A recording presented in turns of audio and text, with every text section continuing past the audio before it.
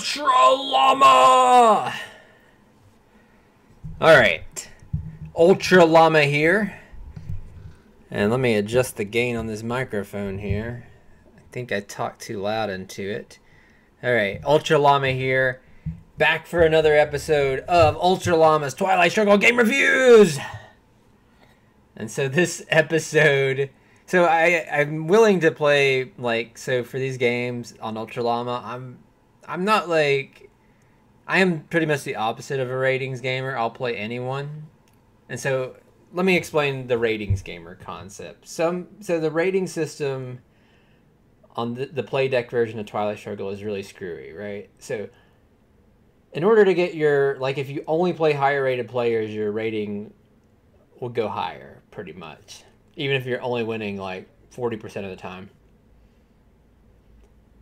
So what happens is you have certain players that refuse to play anyone lower rated to game their rating, which is really stupid, but people get very obsessed with the rating. And so it's really tough to get your rating over 1800 unless you're only playing, like, you don't have to play only higher rated players, but you have to play like mostly other 1800 plus players to get over 1800. But I don't do that because I just like playing. I don't really care who I play. I do have one account where I only play higher rated players, and that one's like up in the 1900s, but I should say I only play like 1800 plus rated players, but you know, this account I just play anyone. So I'll play like a 1200 or 1100 rated player. I'll play a 2000 rated player. It doesn't matter. We'll play anyone that comes along. So here we're going to play a guy named Anarion. I mean, I say guy, it might be a girl, but I assume it's a guy because it just seems like a guy. But Anarion, so the reason I want to play Anarion is so this guy constantly is in the lobby whining about how the entire game is rigged against him. So he claims there's like basically this giant conspiracy against him, where higher rated players always just roll better than him and have better luck than him, right? It's not that he's playing poorly. They always have the better luck, and he always has better luck against lower rated players. This is his claim. It's not like he's posted this once in frustration. You know, this is a frustrating game at times. I'm willing to forgive people for stuff like that. But this is like a thing he's been doing for weeks. Like, he would just constantly post that the whole game was rigged against him because it was rigged against lower rated players and only higher rated players rolled well. So now we're going to see, right? I'm rated over 300 points above Anarion. And we're going to see how this goes. So let's start this game up. And so this was a bid game, so I bid 2 for the USSR. And I get to play the US. And now take a look at my turn 1 hand. And it's not very good. Well, I shouldn't say it's not very good. It's okay. Like, I got Marshall and I got Nuclear Test Ban. Truman can be okay in some spots, but it's got some bad things, right? Like, it's got Blockade. And that's a really bad card, particularly because I don't have anything good to discard to it. I don't want to discard Nuclear Test Ban or Marshall Plan. I can't discard Decal unless I hold it to the last action round and he plays Containment. So right now, that's kind of what I'm thinking at this point. So this, you know, I'm doing this after the fact, but this is that's what I was thinking is, okay, maybe I can hold Blockade at the end of the turn and just discard Decal to it if he plays Containment. Otherwise, I just space Containment, or I'm sorry, space Decal. And so what I was planning on headlining was Marshall Plan. Now, the thing that makes me really unhappy with this hand is if he has Red Scare. Now, I should say Marshall Plan, you know, Marshall Plan is normally a very good headline, but in this spot, I'm not crazy about it because I really need the ops, right? If I get rid of Marshall Plan, I only have, the thing's blocking the screen there. Okay, so I only have 3, 4, 6, 10 ops, really. Unless he plays Containment at the end, and then I can discard decall to blockade and get 12 ops. But otherwise, I only have 10 ops, right? That's not a lot. That's I shouldn't say it's very low, but it's on the low end for the first turn. But if he gets Red Scare, then things are really bad. So let's see what happens here. So I'm gonna, but see, I don't really have a good alternative headline than Marshall Plan, so I just go ahead and headline Marshall Plan. So like I said, I'm not crazy about it because of the op situation, but there's not really a better choice. I mean, the only other thing I guess I could headline CIA or Indo-Pac maybe, but not crazy about that. And Blockade makes no sense to headline in this spot. So we do Marshall Plan, we do the Marshall setup. Maybe we'll just speed through this. Because, yeah, so you can see what I did. So just a typical Marshall setup, nothing fancy here. I may be known for my inventive US setups, but this is just a traditional Marshall setup. And lo and behold, he has Red Scare. So this is the absolute worst headline we could see. I'd rather have seen anything than this. Even socialist governments. Because with Marshall Plan, we got a little bit of a protection against socialist governments. I mean, you could still coup Italy, but... So this is literally the worst situation we could be facing. And so now, the thing to realize is that blockade and decall is just awful right now. Because now I can't space decall. Even if he plays containment the last action round, it really doesn't help me too much. Because I'm in the situation where I don't have anything to really discard. So this sucks a lot. So I know I'm going to have to event blockade. And so this essentially negates part of Marshall, right? Because now I'm going to lose West Germany. Otherwise, let's see. This is a 2, 3, 4, 5. This is an 8-op hand. So this is awful for us. I guess the only positive here is we get the whole decall now. But that's it. I mean, otherwise, this is as bad of a situation as you normally get. It's not the worst situation I've ever faced, but it's definitely, this is like a bottom 5% situation for the U.S. And unfortunately, so Twilight Struggle, it is a game of skill, but it is also a game of luck. I would compare it to poker in that regard. So he does get a poor first turn coup, but I'd compare Twilight Struggle to poker here because the same deal in poker, like an elite player in poker, you find some person that's won a lot of tournaments or they've made millions playing cash games, and then you find some really bad player. The really bad player is going to win some of the time just out of luck. And I think Twilight Struggle's similar. I've lost to 1,200 rated players before. Like I said, I have account that's over. I have a couple accounts over 1,900, and I've lost to 1,200 rated players before just because I've had awful luck. So it's sort of like poker. It is a game where short-term luck can be pretty big, but over the long-term skill starts to win out. But this hand's going to showcase the luck element a little bit more. So I don't really have a lot of moves, so I'm going to go probably like CIA into Afghanistan.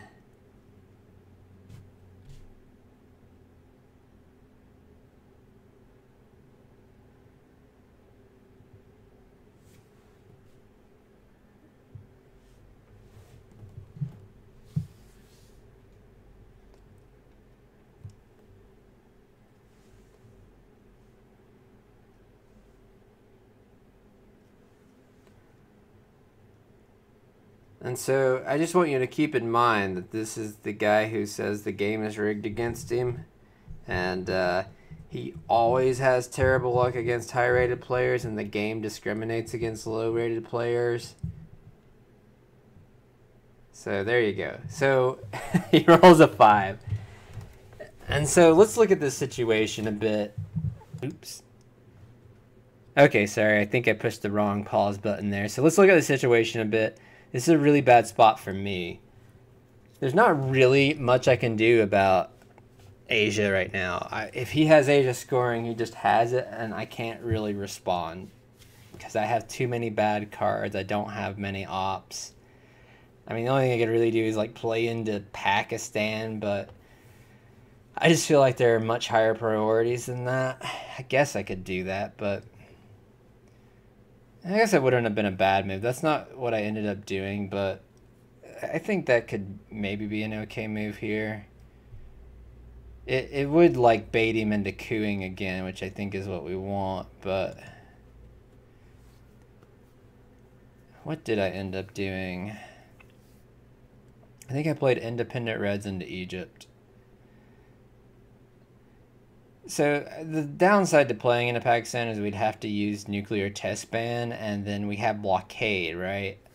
And Blockade's a problem because we got to give up West Germany. But we do have Truman, so that's why I didn't play into Pakistan. I'm not saying that couldn't be an okay move, but I would rather use the Nuclear Test Ban to repair the damage from the Blockade that I'm not going to be able to discard to. And so here's the guy that has the terrible luck always. He rolls a 6. So remember, he only rolls 1s and 2s against higher rated players. He did roll a 1 in the first one, but so far his average roll is what? 11, 12 divided by 3. So his average roll is 4, so well above the average. I normally wouldn't make a big deal about these die rolls, but just keep in mind, this guy is constantly peddling this conspiracy theory that the whole game is rigged against lower rated players. It's not merely that he plays poorly, it's higher rated players just always have better luck than him, and lower rated players always have worse luck than him. So we're forced to event Blockade, and so there's not even really a question who's having better luck this turn. He has the much, much, much stronger hand. It's not even close, really. And so he's actually, he makes a major mistake this hand. And I didn't, it's sort of one of those in real time. I actually did a real-time commentary, and I wasn't real happy with it, so I'm redoing it. But it's like, it's easier to tell, like, when people make big mistakes when you're sort of going over it like this. And this is one that he made. He's going to play duck and cover here to take Lebanon. And I can't remember what else he does with the ops. We'll see real quick. So he puts 1 into West Germany, and he goes 1 into Pakistan. And so Pakistan moves okay. I mean, it's not... Well... That happened way too quick there. For me to pause. Alright. I moved way too fast here, but... So, the thing I want to say here... So, I mean, using duck and cover... Was that a smart move on DEFCON 3 to take Lebanon and put an op into West Germany and Pakistan? I mean, it's debatable. So, I'm in such bad shape in the Middle East that... Maybe you can argue that's an okay move in that context, but the reason why it's a bad move is not so much because in isolation that it was a bad move, but that he had duck and cover and chose not to use it. So let's go back. What did he do? He cooed Iran on the first turn. Why didn't he use duck and cover to do that? And then he coups Afghanistan on AR2. Why didn't he use duck and cover to do that? Why would he use Warsaw Pack and then wait till AR4? So this is a major mistake on his part. I mean, it's even questionable that once you've established he's already done the rest of the things, should he have used DNC? Given me 3 VPs to take Lebanon? Yeah, maybe, because he's got such a big advantage in the Middle East. Maybe it's debatable it's an okay move. I still kind of veer towards it's not a great move, but regardless, the bigger thing is he should have just played at AR1 or AR2 at the latest. Why did he wait to AR4 to play duck and cover? So that's a really huge mistake on his part. All right, so what we're going to do is we're going to start plugging up West Germany. We do have Truman to rely on, and I put an op into Egypt. Now, I'm in bad shape still in the Middle East because he could have Nasser, and then I once again lack presence. So I'm in really bad shape in Asia. I'm in really bad shape in the Middle East. I'm not even in great shape in Europe yet. I mean, I'm okay there, but like I have to dodge a lot of things. Like now if he gets, I guess Suez came out, but if he gets De Gaulle or socialist governments, that could really screw me.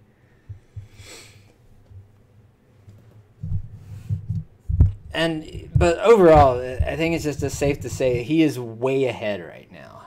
At this point in the game, he's very far ahead. And so what I'm thinking right now after he makes this move with the China card is that there's not even really a hope of taking Asia, so let's not even bother with it. Right? I can't compete for Asia, so we'll just give up on that. Now, I am debating whether I should event Indo-Pac. It's a 1 in 3 on whether it hits, but it's 2 mil ops. I end up deciding against it. I don't know. This one's a very debatable move. Like, I could see going either way here. I just decide, since if it had been like a 1 in 2, I think I would have gone for the event, but I just decided to stick another op in West Germany. I actually don't think that's the right move, by the way, in hindsight. I think I should have put one in France first, and then maybe Germany, or maybe I should have gone into Thailand. But here's the thing. When you're in this situation, you just don't have enough ops to do all the things you need to do. Unfortunately, I'm just sort of in a bad situation where I'm only going to be able to half-ass everything and not be able to really do much. There's a lot of things I need to do, and I just can't do them. So, and also, I need to get an op into Costa Rica, but, I don't have the ops. So he does have containment, which ends up being bad for me, right? Because I only have a 1 op now. I guess I could space decall, but that's not what I'd want to do. I go ahead and... So I should have played Truman into France the previous action round. I just go ahead and do it this one. And this is to protect against De Gaulle. And it really doesn't even fully protect against De Gaulle. He could still play De Gaulle and throw a 4-op into there, but I do have the China card, so that's a benefit. And let's see, I guess I had 2 4-ops, and he had... What did he have? He had Red Scare, so there's only 2 4-ops left. So the De Gaulle trick might be tougher this turn anyway, but in any case, I do get some luck, and I draw De Gaulle. I was really happy to see De Gaulle in my hand here. But I'm in really bad shape still, and I think if he gets de-stalled, the game's going to be really tough to win. And so I don't have a good headline here. So let's just note that, right? I can't headline any of the Soviet events, even Nasser, because, Nasser might be something you consider in this sort of spot if I had presence somewhere else in the Middle East, but I don't. So Nasser's disastrous. I'm not going to headline NATO. There's really literally one headline, NORAD. Now, a lot of players hate NORAD. I don't. I think NORAD's actually a very good U.S. event, but NORAD's the most unique event in the game because it has properties that are just different, right? It's very high risk, high reward card, right? If I play NORAD now and I draw Quagmire turn 7 and space it, then NORAD is huge, right? I mean, I might end up getting the equivalent of, let's see, there's how many more turns after this? 8. And then you got to count ABM, SALT, some of these things that cause DEF CON to go up and down, but then also sometimes DEF CON gets degraded in headlines. So, but let's just say, like, NORAD stays in effect the rest of the game. NORAD is sort of the equivalent of 2 ops in any country, like, say, South Korea right now. It's the equivalent of 2 ops. And so that's like 16 extra ops for a 3-op card, but I do have to play 2 into Canada, so sort of a 5-op card. That's a very good trade-off, by the way. it creates nightmares for the Soviets. The problem is, like I said, it's high risk, high reward. If Quagmire comes out turn 4, he's going to play that, and I'm barely going to see any benefits of NORAD, right? I get one turn of it, more or less. Maybe one turn. If I'm able to get the ops into Canada, I get one turn. If I don't get that, I don't even get one turn of it. So this is why NORAD's such a unique card. It's really like a gambling card in some ways, and it can totally change the complexion of games. But I have no choice but to headline it. If I had to headline it, I'd rather headline it turn 1 than turn 2, but I have no choice but to headline it. There's nothing else in my hand I can headline. So we're rolling with NORAD. And he headlines Middle East. So that one's bad for me, but not as bad as it could be, I guess, but it's still bad. And so it's sort of a no-brainer coup here of Panama now. And I want to reiterate that Anarion always has bad luck against higher rated players. The game is rigged against lower rated players. They never roll well against higher rated players. He only rolls 1s and 2s. I just want to reiterate that while he's cooing here. Let's see what happens. Oh, he rolled a 6. Man, that's so weird how the game is rigged against him. And he's had all the luck so far. It's very weird. All right. My hand's not like... I got a lot of bad cards in my hand. I go ahead and play Fidel into Malaysia to get access to Thailand, and then I need to go ahead... Even though I got a lot of priorities, I want to make sure I have Europe domination in case he's holding Europe scoring. And so my next move is probably... It depends. Depends what he does, but I probably would want to play Comic-Con into Thailand and maybe somewhere like Libya. I'm just going to fast forward because he's taking a long time here. Okay, he plays US, Japan. Overprotects South Korea and North Korea and Burma. And so I should mention I had a debate here about whether to hold the China card or play it. But and if I held it, or if I played it, then I would have held both decal and socialist governments for another turn. But once he plays the extra ops into South Korea and North Korea, there's not really a point in holding the China card. Now I should note he didn't play D-stall, so that's good for us because we're in pretty bad shape. But if we are able to get D-stall, then that's going to help our situation quite a bit. Because I think if he gets D-stall, he's got a major advantage in this game. It's going to be very difficult for us to win. I mean, we're only path to victory we might end up having is DEF CON. So we're really crossing our fingers he doesn't have D-stall. The fact that he didn't play it there makes me think he doesn't, but maybe it's also possible he just wanted to try to get to Thailand as well, or protect India, so he could have Asia scoring or something like that. And so my next move, depending on what he does, if he takes Laos, then my next move would be just to space socialist governments and try to get those 2 VPs. If he does get D-stall, this game's going to be very difficult to win, and so I want to be in decent shape on VPs so I can survive as long as possible. That way I have the maximum chance to have a DEF CON win. You know, if he gets like a massive lead, it's really tough to win with DEF CON. So space race, there we go. So we do have an even game on the scoreboard, even though he's way ahead on the board position.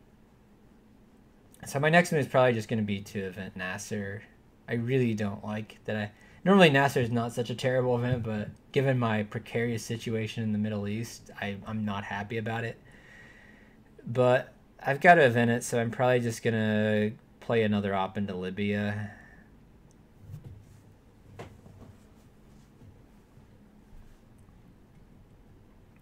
And so he makes a really weird move here, by the way. He UN intervenes defectors. And so this is going to be a huge mistake. We're going to see that it's a huge mistake later. I don't know why UN intervenes defectors. It's only 1 VP. It's not too big of a deal to give it to me. But you will see pretty soon why it's a big mistake.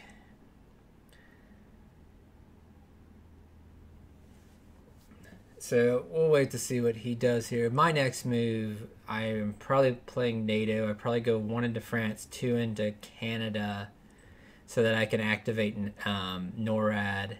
So he just plays CNS. So, and then I probably throw an additional 1 into Thailand to protect against Vietnam revolts. So that hasn't come out yet. If he headlines Vietnam revolts, he can easily take Thailand next turn on the first action round, so I have to overprotect that still, even though I have the China card in my hand.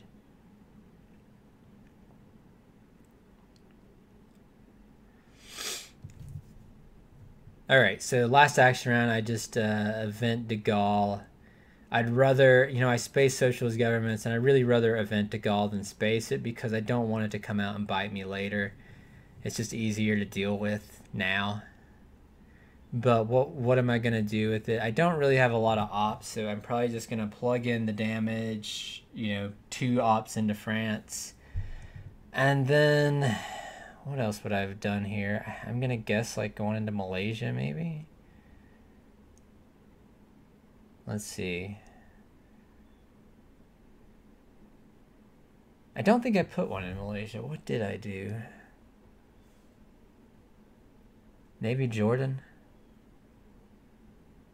Just to keep access.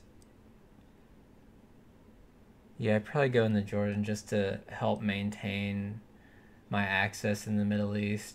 I'm still really worried about a Middle East control or just a situation where I don't even have presence. All it takes is a successful coup in Libya. Alright, so here... Oops. So, sorry. Pushed the wrong pause button again. So here's the good news. I drew D-stall. So I thought this was going to be a difficult game to win if he drew D-stall, but this makes it... I'm still behind, but this makes it much easier to come back now because...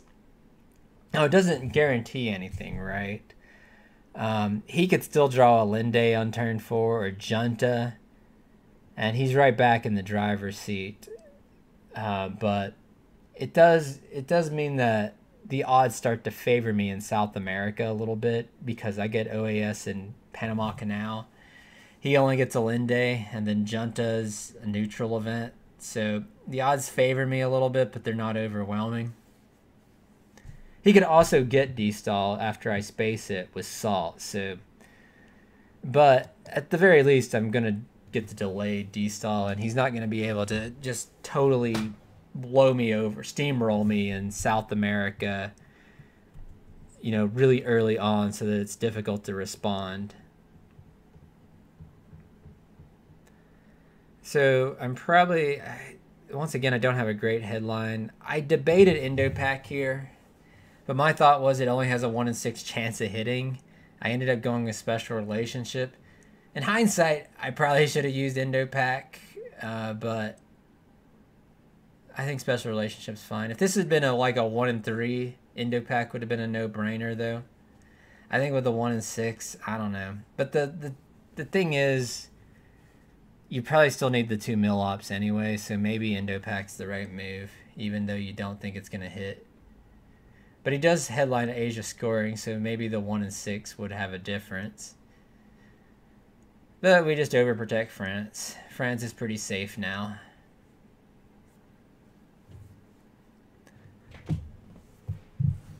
So he's probably, he probably coups Libya here. That's sort of the no-brainer.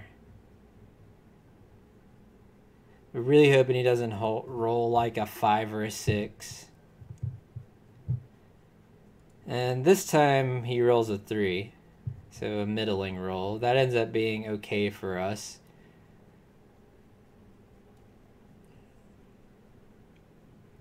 And we get to use NORAD. NORAD's great when you actually have it. I do admit I love having NORAD. It's just tough to event it. Sometimes your opponents event it, and then you're excited because it's a bad move, but then they draw a Quagmire on turn 4, and then you're annoyed. I really hate it when that happens too. Like an opponent makes a stupid move, and then they get bailed out the very next turn. That's so annoying. But so I think the thing that I should pause and mention here is that by virtue of his coup roll, I was able to take Algeria. So that's going to be big. I mean, obviously, could flip it later maybe, but me getting into Algeria first is pretty important because I gave him access to it via De Gaulle. His roll doesn't hurt me too bad, and Libya, I just need one off to plug it up. So I'm feeling pretty good about Africa now, given that I've got Decall in my hand, and I got into Algeria first. So the game's starting to open up a little bit. Now, well, I'll hold off for a second on that, but let's see what he does here. Okay, so he plays Truman, so this is a bad card for me. But it also suggests that he has a kind of weak hand. Like, why is he playing Truman here? I mean, maybe he just wants to get rid of it, but he doesn't really have any real imperative to get rid of it. So the combination of the scoring card headline, and I know he has Europe scoring, makes me think he has a bad hand. Okay, so I spaced D-Call. I was hoping that I hit that roll so that I could then space D-Stall, but I don't. So we know we're going to have to event Suez now.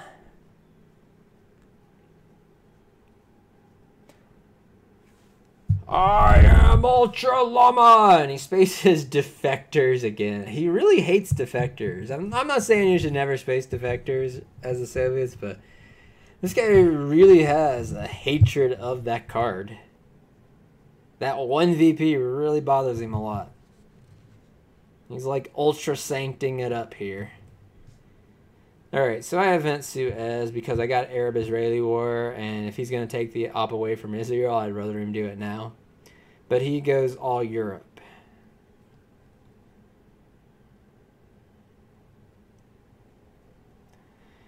So, let's see. I think I put one into Spain, actually. Spain, Jordan, and Angola. And so the reason I'm going into Spain, I feel like he's got a weak hand. I don't really need to overprotect France yet. I will, but it doesn't have to be immediate. But I do want to start setting up so that Italy is protected from brush war a little better. And I played Special Relationship already, so I don't need to hold the UK. Holding Spain, Portugal, and Greece is better. Alright, so he events Europe scoring, which is good for us. But this is time to talk. This is where I said that him playing UN intervention on defectors on turn 2 was a huge mistake, and it's going to come back to bite him. This is where that happens, right? So he plays UN intervention. He does not hold 5-year plan. If he had held 5-year plan, he would have used that to discard Europe scoring, and he still has a 9 VP lead, and he's still sort of in a commanding presence. Now it's a 4 VP game. It looks like I'm going to have the advantage in Africa. I've got D-Stall, so South America is sort of, even though it's still up in the air, the odds favor me a little bit. His most favorable region has already been scored with Asia. Now he could still get a bad situation for me, like Central America domination, like he could get liberation theology on turn 4, and I'd be really screwed in Central America. So the game's still far from settled, but definitely that the odds, him not holding 5-year plan really hurt his odds here. So I go into Zaire, continue my Africa plan, and I'm going to go ahead and put an op into Israel. My thought is that I'm just going to go ahead and gamble there because I'm in bad shape in the Middle East. Might even allow me to get the Middle East back at even. If I take Israel and then Sadat comes out, then the Middle East is even. albeit I have to dodge like Muslim Revolution, but and there's a lot of ifs. I mean, it still doesn't really favor me right now in the Middle East because the Middle East is just a region where it naturally favors the Soviets, but I'm not so worried about Israel now. You know, I just want to go ahead and try to take it slowly. I don't really get that move on his part. I don't know why he's so overprotecting, and Poland, especially with Warsaw Pact, is it's not been invented yet, so he's still gonna get Warsaw Pact. Okay, and so this is really funny. This is really funny. So I hit a 6 roll on Indo-Pac. I'm just trying to get the mill ops. I'm not even trying to flip India. I hit the 6 roll. And I feel a little bit stupid because I could have headlined it, right? If I had headlined it, I saved myself, what, 5 VPs? Is that right? I saved domination, which is 4, and then I flipped this. So actually, I think it's 6 VPs. Yeah, it's 6 VPs. So in hindsight, I should have headlined Indo-Pac. Of course, maybe it didn't hit if I headline it. Maybe I roll a 1 then, but really funny. I hit the 1 and 6 roll just trying to get my mill ops, and how does he respond? Let's see how Anarion responds. Let's see how he responds to this minor setback. Yeah, he forfeits the game. So the guy that claims the luck is completely rigged against him, and then he had spectacular luck for the first couple turns. I mean, the third turn's obviously been in my favor a little bit, but still. Would you conclude from the basis of this game that there was a giant conspiracy against lower rated players so that higher rated players always have good luck? Probably not. I did get the 1 good Indo-Pac roll, but the first 2 turns were absolutely miserable for me. They totally favored him. So anytime Anarion starts complaining about how higher rated players always have the better luck and blah blah blah blah blah, just show him this YouTube link, show him this game. So sorry to rub it in a bit. This guy's annoyed me a lot, and I'm glad I recorded a game of him having great die roll luck. And it wasn't like totally one-sided. I mean, obviously I hit that Indo-Pac, and then, you know, he did have a 1 roll early, but overall his luck was pretty good. Now, let's stop talking about Anarion a bit, and let's talk about if he hadn't just wimped out and quit this game, what we would have done. So he could certainly still win the game. I mean, it's not like out of reach by any stretch of the imagination. So I'm probably going to do Cameroon, Saharan states, Malaysia, and France on my last action round. Now, it depends what Anarion plays. If he plays Vietnam revolts for the ops, then I play into Vietnam. But he's holding Vietnam revolts. I know that. So otherwise, I just play in Malaysia. I'm not going to go into Mexico yet. I really want to go into Mexico, but I kind of want to set up this African move first because, you know, I might lose access to it. You know, if he coups Zaire next turn, I lose access to this move. So I really need to do the Cameroon Saharan states move and hope to God he doesn't have liberation theology. I have to get an extra op into France in case of socialist governments. And so that's my logic here. Now, the game, I think with that Indo-Pac, it definitely helps me. But I think right now, I think I'm the favorite to win it all of a sudden. That 1 turn, me drawing D-stall, flipping India, getting the advantage in Africa, and not being in terrible shape in the Middle East, I think this really puts the game, like, I think I'm more likely to win the game at this point now, which is why he suddenly quit. But I think this just sort of goes to his mentality that he always thinks the game is rigged against him, so he just quits even when he's completely capable of coming back. So how could the game still be in his favor? Well, he gets liberation theology. It's completely plausible he gets a 10 VP score in Central America. I mean, he could still get Alindi or Junta and get into South America before me. I'm going to have to space D-stall at some point, so he could get Salt and get back into South America. He could pick up ABM or Brush War. Brush War is really bad for me because Thailand's not very well protected, but also if I get into South America first, he might be able to get in that way. So the game is very, very far from over. I would say this game is one that could.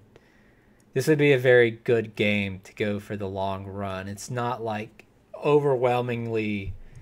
The luck's not overwhelmingly over in one person's side. I think it's favored him more than me, but this turn 3 really kind of flipped it a little bit and made it a bit more balanced. So this sort of goes into the long run thing. The luck does tend to sort of balance out over the long run. It doesn't in the short run. Now, sometimes you have games where it's just against you almost the whole game, but even then, you play 5 games, you play 10 games, the luck's going to start to balance out.